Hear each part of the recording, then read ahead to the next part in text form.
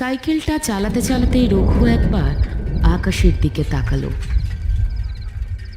দেখলো ছাই রঙের আকাশে মেঘ জমেছে, চারিদিকের বাতাস যেন থমকে গেছে।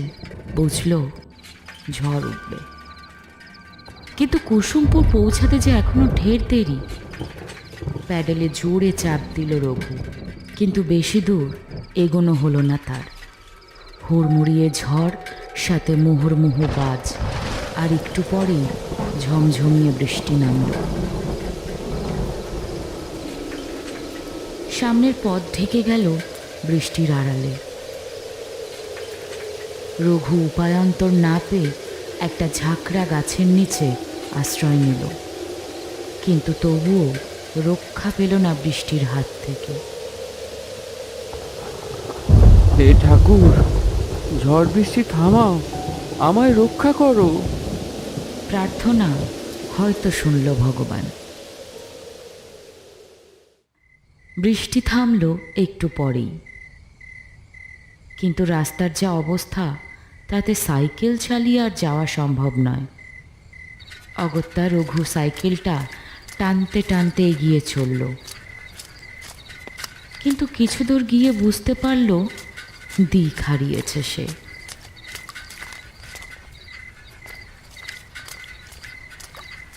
এই রাস্তা কুসুমপুরের নয়। কি করবে না করবে ভাবছে, তখনই কানে এলো, রাস্তা হারিয়েছেন বাবু? চমকে তাকালো রঘু। দেখল আবছায়া অন্ধকারে দাঁড়িয়ে এক ছায়া মূর্তি। কে তুমি? আমি রতন বাবু। আপনি মনে হয় রাস্তা হারিয়েছেন। মানে কুসুমপুরে যাব, কিন্তু পারবেন না, কুসুমপুর যাওয়ার রাস্তা বন্ধ। গাছের ডাল পড়েছে রাস্তায়। বিপদে পড়ল রঘু। সে উদ্ভ্রান্তের মতো সামনের অন্ধকারে ঢাকা রাস্তাটার দিকে তাকালো। ওই কাছেই আমার চায়ের দোকান, চলুন, এক্ষুনি আমার বৃষ্টি নামবে। রঘু আকাশের দিকে তাকালো, তারপর আলতো মাথা নেড়ে সায় দিল। আসুন, আমার সাথে আসুন। রঘু দোনামোনা মনটা নিয়ে অনুসরণ করল, আর এগিয়ে যেতে যেতেই অনুভব করলো বিষয়টা। লোকটা যখন থেকে এসেছে তখন থেকেই রঘু কেমন যেন পোড়া একটা গন্ধ পাচ্ছে ভিজে বাতাসে। কি হলো, জলদি আসুন। হ্যাঁ হ্যাঁ যাই। সাইকেলটা নিয়ে দ্রুত পা বাড়ালো সে। কিছু দূর যেতেই দেখতে পেল একটা গাব গাছ, পাশেই চালা ঘর। হ্যারিকেন জাতীয় কিছু একটা জ্বলছে। রতন আবার ডাক দিল, আসুন বাবু, আমার চায়ের দোকান। রঘু সাইকেলটা গাব গাছে ঠেস দিয়ে রেখে চালাঘরের দাওয়ায় এসে উঠে দাঁড়ালো। দেখলো একদিকে একটা উনুন আর তার চারপাশে চায়ের সরঞ্জাম। রঘু অবাক হলো এটা ভেবে, এই রকম নির্জন জায়গায় এই চায়ের দোকানে কে চা খেতে আসে? রতন একটা মোড়া এনে দিল। বসুন বাবু, আমি চা আনছি। রঘু কোলের ব্যাগটাকে আঁকড়ে ধরে বসল। আবার ঝড় শুরু হচ্ছে, বিদ্যুৎ চমকাচ্ছে গুড় গুড় শব্দ তুলে।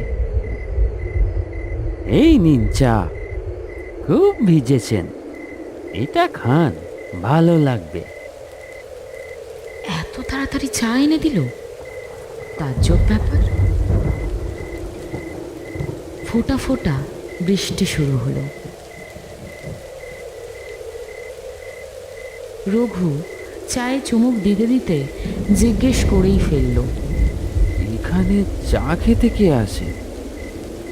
মানে এমন ফাঁকা জায়গা। আগে বেশ কিছুটা দূরে একটা বাস স্ট্যান্ড ছিল, তখন লোকজন আসতো। আর এখন? এখন আপনাদের মতো কেউ কেউ আছে। লোকটার কথায় কি ছিল কে জানে। রঘুর বুকটা ছাত করে উঠল। সে কিছুটা অস্বস্তি নিয়ে চুমুক দিল চায়।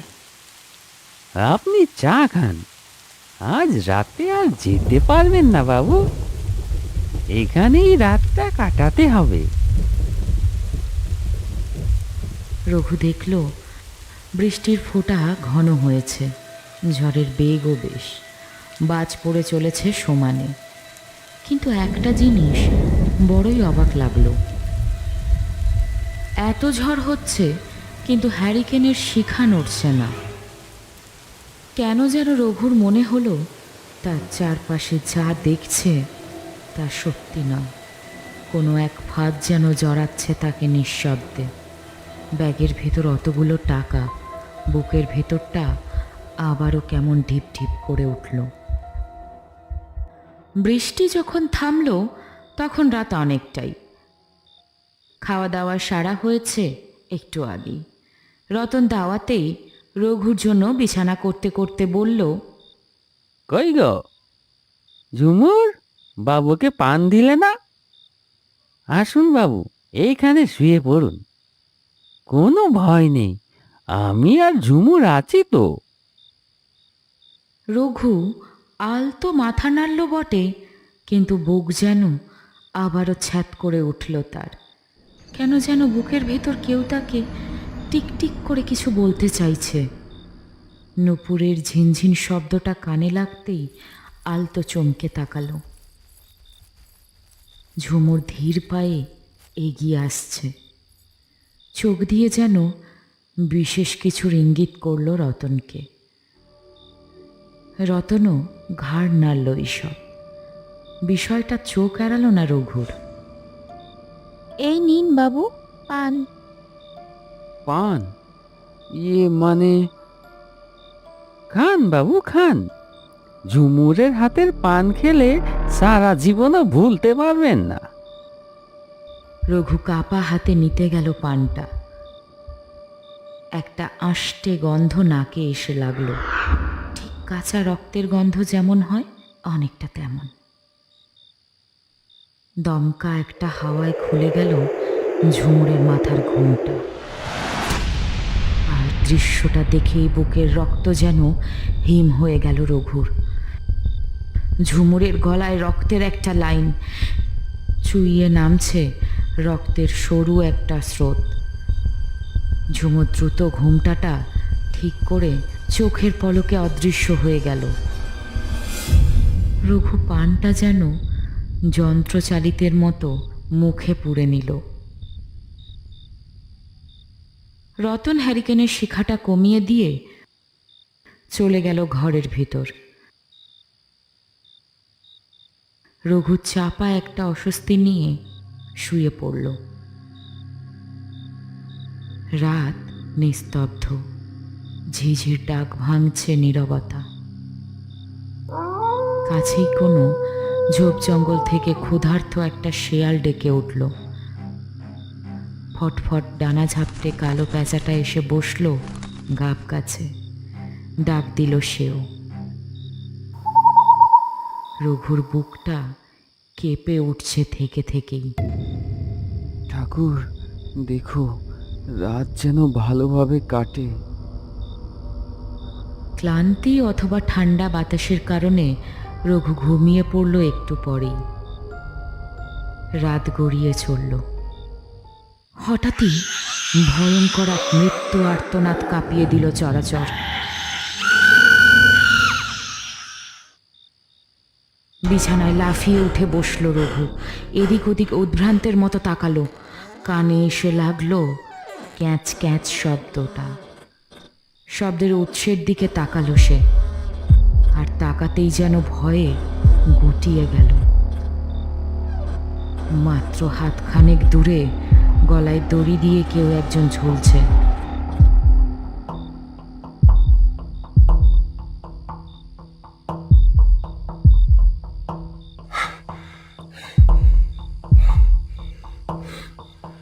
কি হলো বাবু, কোনো খারাপ স্বপ্ন দেখলেন বুঝি? রঘু দেখল চালাঘরের সামনে যে উঠান মতো জায়গাটায় একটা প্রায় ভেঙে পড়া বাঁশের মাচা আছে, তাতে বসে আছে রতন। আরও একবার আলতো ঘাড় ঘুরিয়ে তাকালো সেদিকে, যেদিকে একটু আগেই গলায় দড়ি দিয়ে ঝুলছিল কেউ। কিন্তু এ কি, সেখানে কিছুই নেই। কি খুঁজছেন বাবু? কিচ্ছু নেই, ওসব দুঃস্বপ্ন। তুমি মানে তুমি এত রাতে বাইরে কেন? ব্যবসা গরম, তাই একটু বাইরের হাওয়া খেতে এসেছি। আপনি আসুন না। রঘু বুঝল তার শরীরও ঘামে জবজব করছে, তাই সে বিছানা ছেড়ে উঠে এগিয়ে গেল মাচাটার দিকে। চাপা একটা অস্বস্তি নিয়েই বসল রতনের পাশে। একটা রাতচরা পাখি ডেকে উঠল তীক্ষ্ণ স্বরে। ক্ষণিকের নিস্তব্ধতাকে চুরমার করে দিল সেই ডাক। যা গরম, ঘুম আর আসবে না। তার উপর কি সব দেখছেন ঘুমের ঘোরে। তার চেয়ে বাবু, আমি আপনাকে একটা গল্প বলি, শুনুন। বছর 3 আগের ঘটনা। এই রকম একটা চা তেলে ভাজার দোকান ছিল তার। চলছিল ভালোই। একা একা আর কতদিন মানুষ পারে, তাই সে বিয়ে করে আনলো ভিন গাঁয়ের এক মেয়েকে। সে মেয়েকে এক নজর দেখলেই চোখ আটকে যাবে বাবু। অনেকে আড়ালে আবডালে বলতে লাগলো, এই যেন গোবরে পদ্ম ফুল, ফুল থাকলে তার ভক্তও থাকবে। যাই হোক, দোকানে ভিড় বাড়তে লাগলো, আর তার বউ হাতে পাতে সাহায্য করতে লাগলো। সেই চায়ের দোকানে নিয়মিত চা খেতে আসতে শুরু করলো শঙ্কর। 1 কাপ চা খেত, কিন্তু বসে থাকতো 1.5-2 ঘন্টা। পদ্ম ফুলের দিকে যে সে হাত বাড়াচ্ছে, তা যেন আভাসে বুঝতে পারছিল লোকটা। কিন্তু নতুন বউকে অন্য কিছু ভাবতে তার যেন মন চাইছিল না। অমন টুকটুকে বউ পেলে কজন সদ্য বিয়ে করা পুরুষ আঙুল তুলতে পারে বলুন তো? লোকটাও পারল না, কাটছিল এইভাবেই। একদিন দুপুর গড়াতে সে বের হলো বাজারের উদ্দেশ্যে। আমি আসছি, ফিরতে শেষ বাস হয়ে যাবে। আজ বিকেলে আর দোকান খুলতে হবে না। আচ্ছা ঠিক আছে, তুমি সাবধানে যেও। বাজারে কেনাকাটা করতে বুঝলো আকাশে মেঘ জমেছে, তাই দ্রুত কেনাকাটা সেরে আগে একটা বাস ধরল সে।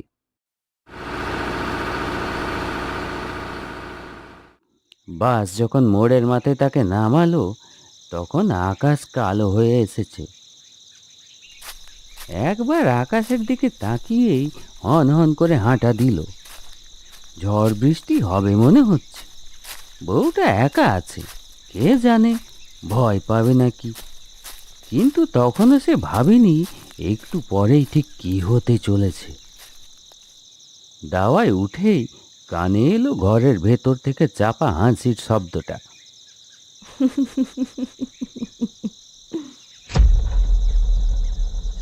এক মুহূর্ত থমকে গেল সে। ভেজানো দরজার দিকে না গিয়ে সে এগিয়ে গেল জানলার দিকে। জানলার ফাঁক দিয়ে উঁকি দিল ভিতরে। ঘরের মৃদু আলোয় দৃশ্যটা দেখেই শরীরে যেন বিদ্যুৎ খেলে গেল। বিছানায় শুয়ে আছে শঙ্কর, আর তার বউ বুকের উপর হাত শোয়া অবস্থায় দুলে দুলে হেসে চলেছে। হাতের ব্যাগ খসে পড়ে গেল। বউয়ের জন্য অনেক ভালোবেসে কেনা রঙিন চুড়িগুলো ছিটিয়ে গেল চতুর্দিকে। কে?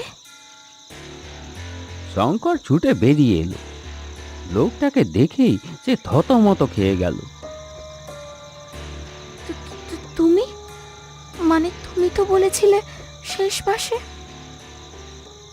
কথাটা শেষ হওয়ার আগেই একটা ধারালো বঁটি তীক্ষ্ণ বেগে আঘাত করলো বউয়ের গলায়। রক্ত বেরিয়ে এলো ফিনকি দিয়ে। বউ গলাটা চেপে ধরে বসে পড়ল মেঝেতে। শরীরটা বেশ কয়েকবার ঝাঁকুনি খেয়ে স্থির হয়ে গেল। শঙ্কর এতক্ষণ পাথরের মতো দাঁড়িয়েছিল। এবার সে হাত জড়ো করে ক্ষমা চাওয়ার চেষ্টা করলো, কিন্তু সে সুযোগ পেল না। লোকটা বঁটিটা ফেলে শঙ্করের চুলের মুঠি ধরে টানতে টানতে নিয়ে চলল।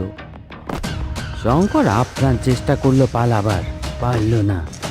লোকটা ভীষণ আক্রোশে আছড়ে ফেললো শঙ্করকে মেঝেতে। তারপর বাঁশের কাঠামোয় ঝুলতে থাকা একটা দড়িকে টেনে পরিয়ে দিল শঙ্করের গলায় ফাঁসের মতো, আর দু হাত দিয়ে দড়ি দুপ্রাণ হিংস্র ভঙ্গিতে টেনে ধরল। শঙ্করের মুখ দিয়ে দম বন্ধের শব্দ ছিটকে বের হয়ে এলো। চোখ দুটো কোটর থেকে বের হয়ে এলো ঠিকরে। চটপট করতে করতে শরীরটা নিথর হয়ে গেল একটু পরেই।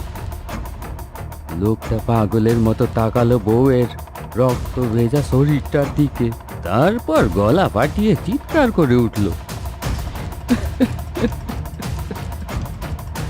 বউ, এমন কেন করলি তুই? কেন করলি? লোকটা উঠলো একটু পরে, ঢুকলো ঘরের ভেতরে। জ্বলতে থাকা হ্যারিকেনটা নিয়ে এসে বউয়ের নিথর দেহটার উপর চোয়াল কঠিন হলো। চোখ ফেটে জল গড়িয়ে পড়লো তার। জ্বলন্ত হ্যারিকেনটা ছুঁড়ে দিল বউয়ের উপর। কড়কড় শব্দে বাজ পড়ল। দমকা ঝড় ছড়িয়ে দিল আগুনটাকে গোটা চালা ঘরে। দাউ দাউ করে আগুনে পুড়তে লাগলো লোকটা, ভীষণ এক মৃত্যু আর্তনাদ ছেড়ে। রঘু যেন ডুবে গিয়েছিল কোনো এক ঘোরে। যান বাবু, তৈরি হয়ে নিন, একটু পরেই তো ভোর হবে, আর আমাদেরকেও তো যেতে হবে। রঘু আর কথা বাড়ালো না। রাতটা কেটেছে এই অনেক। চটপট তৈরি হয়ে নিল সে। ভেজানো দরজায় টোকা দিল। আমি আসছি, শুনছো? আমি তাহলে আসছি। না, কোনো উত্তর এলো না। এক মুহূর্ত ভাবল রঘু। তারপর গাব গাছের গায়ে ঠেস দিয়ে রাখা সাইকেলটা নিয়ে বের হলো। কে জানে কোথায় গেল। ফেরার পথে না হয় একবার দেখা করে যাব। কিন্তু কিছুটা গিয়েই রঘুর মনে পড়ল সে বেখেয়ালে টাকার ব্যাগটা ভুলে ফেলে এসেছে। দ্রুত সাইকেলের মুখ ঘুরিয়ে ফিরে এলো আগের জায়গায়। কিন্তু এ কী অবস্থা? কোথায় সেই চালাঘর? একটা আধপোড়া চালাঘরের কাঠামো শুধু পড়ে আছে। তবে কি রতন যে গল্পটা কাল শোনালো সেটা? আপনি মনে হয় এটা খুঁজছেন? চমকে ঘুরল রঘু। দেখল তার সেই টাকার ব্যাগটা। কে তুমি? আমি ঝুমুর। দমকা হাওয়ায় সরে গেল ঘোমটা। রঘুর চোখের সামনে দৃশ্যমান হলো এক মহিলার বীভৎস রক্তমাখা মুখ। জ্ঞান হারিয়ে সাইকেল সহ রাস্তাতেই পড়ে গেল রঘু।